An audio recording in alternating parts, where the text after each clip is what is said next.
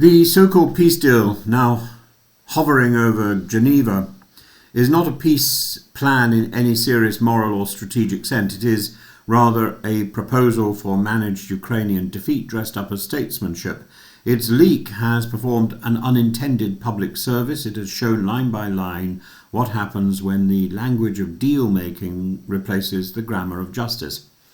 Beginning with the architecture of the plan itself, the broad contours are now well established. Ukraine is asked to concede territory already seized by Russia, accept limits on the size and capability of its armed forces, and constitutionalize permanent exclusion from NATO. In return, it receives an end to fighting, reconstruction funding carved partly from frozen Russian assets, and a vaguely defined security guarantee overseen by an American-chaired council.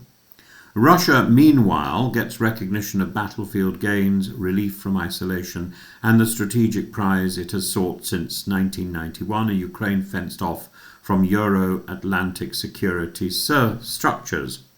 That is not a compromise between equals, it is a settlement that ratifies conquest. Why is this so objectionable? There are three reasons. First, the plan collapses the principle that borders cannot be changed by force. European leaders have already said this out loud at the G20 and again in Geneva because they understand what is at stake. If territory seized by invasion is later awarded in an American-brokered document, the lesson to any revisionist power is simple, that violence works, just wait for the next tired mediator. Ursula von der Leyen's public line is precisely that peace must stop killing without planting the seeds for the next war. And that means no border changes by coercion, no caps that leave Ukraine defenseless. Second, the plan is soaked in Russian assumptions. General Ben Hodges put it bluntly, it reads like a Kremlin text passed through Google Translate.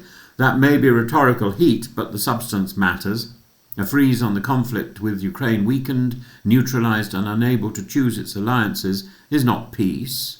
It's an intermission in which Russia retains the power to restart the play at the moment of its choosing. The draft security guarantee is also lopsided. It promises a response if Russia re-invades, yet is worded to terminate if Ukraine strikes deep into Russia. That symmetry is fake. On one side invaded, the other side resisting. Third, the plan tries to shift the war's meaning. It reframes Ukraine's survival as a negotiable interest rather than a right. That is why Zelensky described the choice between dignity and a partner. He was not being melodramatic, he was naming the moral core of the war. A state asked to sign away its agency, its alliances, and parts of its citizenry is being asked to accept a life without freedom and to trust an adversary that has already violated every major agreement it ever signed with Ukraine from Budapest in 1994 to Minsk onwards.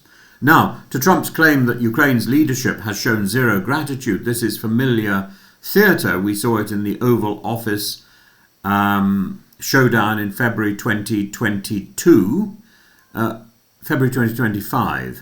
And we now see it again, but it is factually wrong. Zelensky has thanked the United States repeatedly in speeches, posts, and direct diplomatic exchanges. His security chief, Rustem Umerov, did so again today, publicly, even while rejecting the plan's core demands.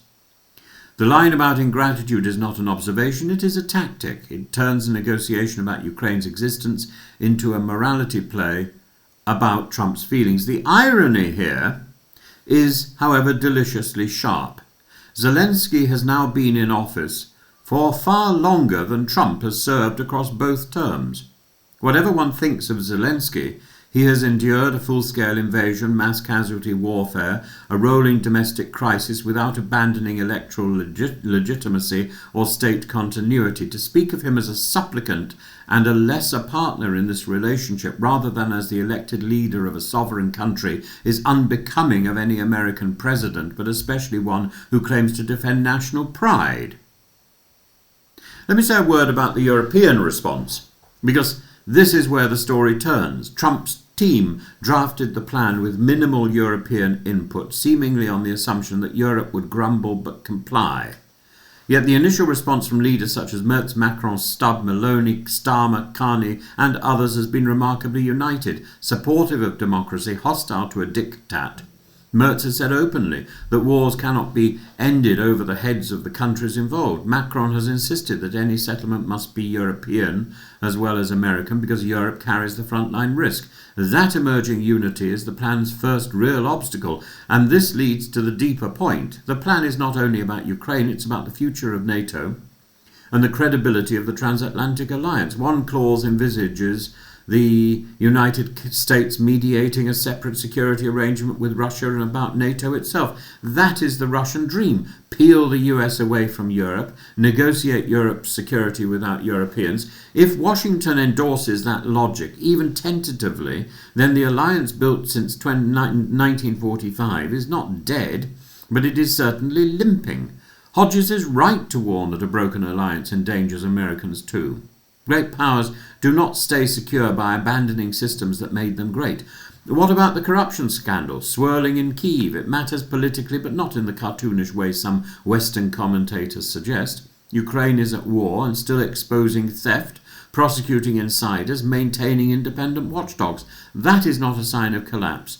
It is a sign of a society that still has democratic lungs. Zelensky cannot sell a humiliating capitulation at home, not because he's weak, but because Ukrainian society has paid too much to trade its freedom for a paper promise. So, where do we end up? If Ukraine refuses the plan, Trump may threaten to walk away, yet US support has already thinned.